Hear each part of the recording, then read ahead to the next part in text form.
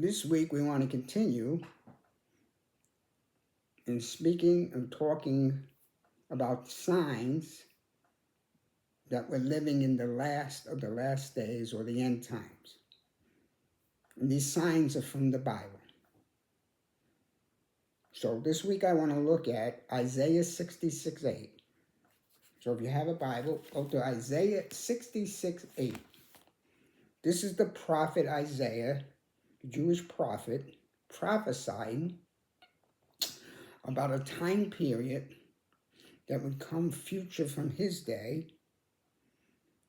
And that time period, we talk about his nation becoming a nation again. So let's look at it. This is what it says. Remember, he's prophesying about his own nation. It says, who has heard such a thing? Starts off with a question. Who has seen such a thing? What thing is he talking about? Shall the earth be made to give birth in one day? Or shall a nation be born at once? For as soon as Zoe was in labor, she gave birth to her children.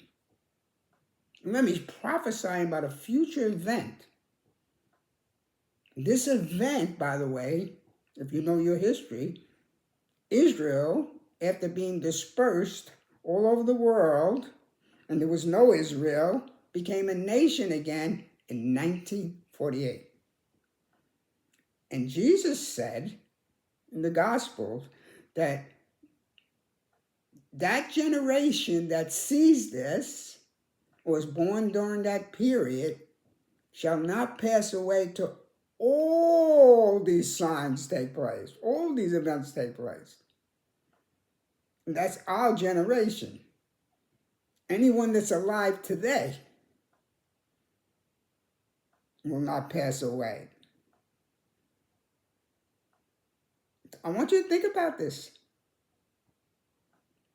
There was never before a nation that came back again and become a nation once they were gone completely. But in 1948, major sign, by the way, this is a major sign that we're living in the last of the last days. And they've been a nation now since 1940, that's over 70 years. If I calculate it right, it's over 70 years. That nation is Israel. Okay, I want to talk to you about the seventh sign, or the sixth sign, not the seventh sign. I want to go to Ezekiel. This is a future event that's developing right now and involves Israel. So Ezekiel, again a prophet, is prophesying. He's talking about an event that they wouldn't even know what he was talking about in those days, in his day. So it hadn't happened yet. And he's talking about an event that would take place in the future for his nation. And he's talking about a war, by the way. And I want you to read Ezekiel 38 and 39. It's talking about a war developing in the Middle East. Now you'll say, oh, they're always fighting over there. And that's true, okay? That part is true. There's always a war over there. But this is a specific war. This is a war where God will intervene himself in this war. And let me read it to you. It goes on in Ezekiel 38, it says this. And the word of the Lord came to me. This is Ezekiel saying this. He said, God came to me and shared something with me, saying, Son of man, set your face against Gog of the land of Magog. Magog was a son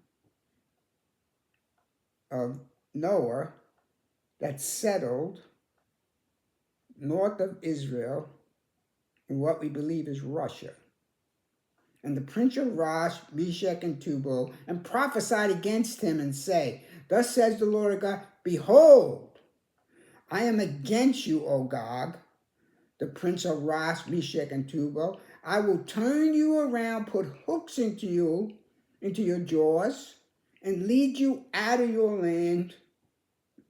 It just says lead you out, but out of your land, with all your army horses and horsemen, and all your splendid clothed, a great company with buckles and shield, and all of them having swords.